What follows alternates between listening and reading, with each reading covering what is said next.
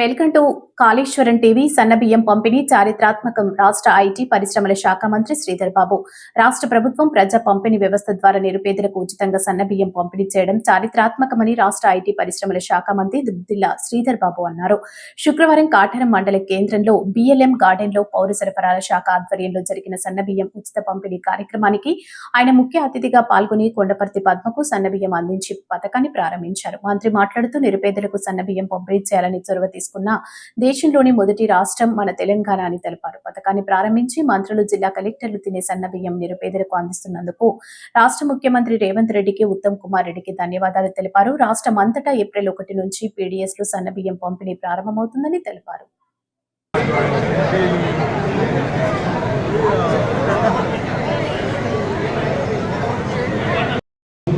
సమాచార సాంకేతిక electronics communication పరిశ్రమలు, వాణిజ్య మరియు శాసనసభ వ్యవహారాల శాఖ మంత్రులు గౌరవ పెద్దలు శ్రీ దుద్దిల్ల శ్రీధర్ బాబు గారు మాట్లాడుతూ ఈ చప్పట్లతో గట్టిగా ఒకసారి వారిని స్వాగతించవలసిందిగా, వారిని మాట్లాడించవలసిందిగా కోరుతున్నాం. Thank you. సన్నరకం బియ్యం చౌక ధరలకు సంబంధించిన సరఫరా చేసే ఆ కేంద్రాల నుంచి మరి అందజేయాలనే ఉద్దేశంతో ఈరోజు సన్న బియ్యం కార్యక్రమం మన నియోజకవర్గం, ప్రత్యేకించి ఈ 5 మండలాలకు సంబంధించిన ఎవరైతే బీపీఎల్ కు సంబంధించిన మిత్రులు ఎవరైతే ఉన్నారో వారి కుటుంబ సభ్యులకి మనిషికి 6 కేజీల చొప్పున సన్న బియ్యం అందించే కార్యక్రమం మనం ప్రారంభోత్సవం చేసుకుంటున్నాం. ఆ రోజు మా కాంగ్రెస్ కు సంబంధించిన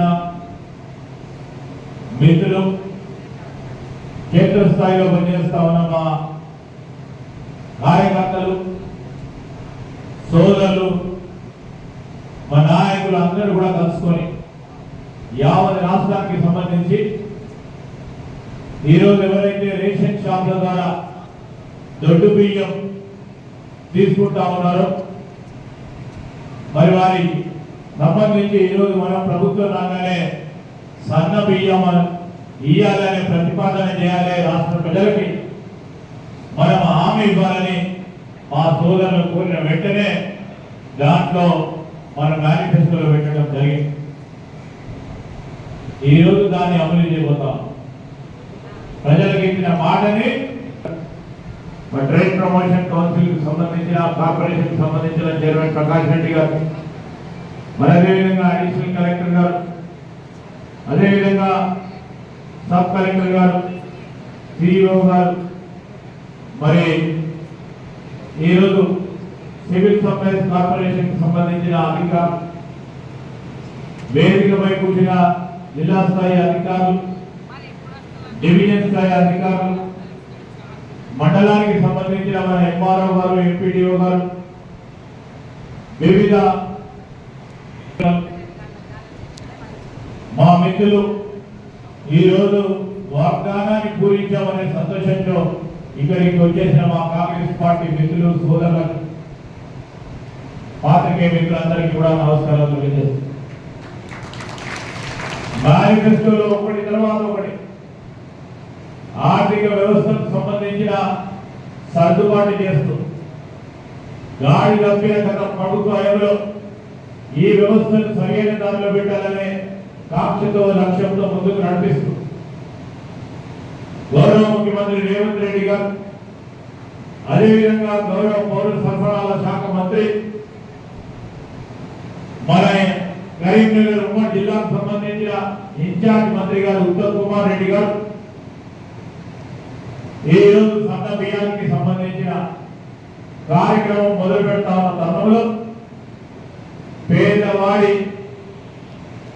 కడుపు పూర్తి స్థాయిలో నిండాలే, సంతోషంగా ఉండాలని ఆలోచన చేస్తున్నా కృతజ్ఞతలు తెలియజేస్తా ఉన్నాం.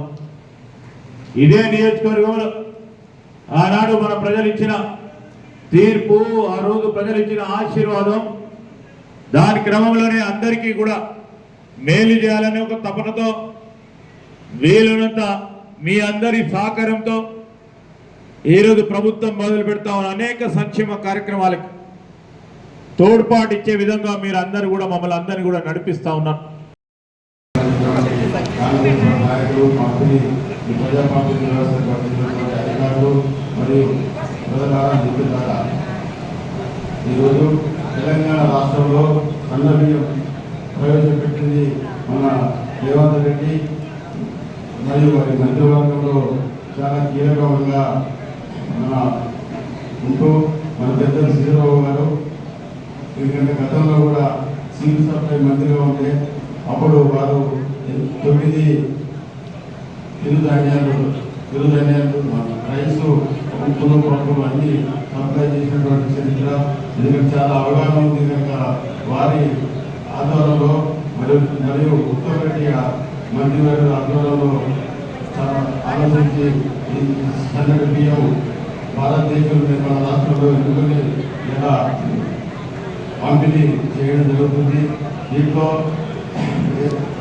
ఒక రూపాయి లేకుండా మీకు అందరికీ సప్లై చేస్తుంది మన గవర్నమెంట్ కనుక మీరు అందరూ ఆలోచించాలి. ఇలా ఎన్నికలప్పుడు కూడా మన ప్రచారంలో చెప్పినప్పుడు మన మేనిఫెస్టో అమలు చేయడంగా మన పెద్దలు శ్రీరావు గారు ఉండేది కనుక అప్పుడు చెప్పినట్టుగా చాలా భారం పడుతుంది మన తెలంగాణ దాని మీద, రాష్ట్రం మీద. ఎందుకంటే ఇప్పుడు ఈ సన్నబియ్యం పక్కన 2,09,000 భారం పడుతుంది కనుక చాలా భారాన్ని భరించి ఎలా మనందరికీ సన్నబియ్యం సప్లై చేస్తున్నారు. ఈ దొడ్డు బియ్యంతో ఎవరు తినకపోయేది, కానీ ఇక్కడ ఈ ప్రాంతంలో మమ్మల్ని మహారాష్ట్రకు తరలించి దాన్ని అసలు మళ్ళీ రీసైక్లింగ్ చేసి మళ్ళీ 30 రూపాయలకు మళ్ళీ గవర్నమెంట్కి అమ్మేది కనుక అది పథకం లేదని మన పెద్దలు సూచించినటువంటి సమాచారం ప్రకారం సన్నబియ్యం ఎట్లా ఖర్చు భారం పడుతుంది, పేదవాడు కడుపుకి అన్నం తినాలనే సంకల్పంతో సన్నబియ్యం పెట్టారు. దీనికి సంబంధించి అందరూ మన కాంగ్రెస్ పార్టీని ఆశీర్వదించాలని, ఎందుకంటే కరెక్ట్గా రాష్ట్రం నుంచి ఒక పేదవాడి గురించి ఆలోచించింది కాంగ్రెస్ పార్టీ కనుక మీరందరూ కాంగ్రెస్ పార్టీ ఆలోచించాలని కోరుకుంటూ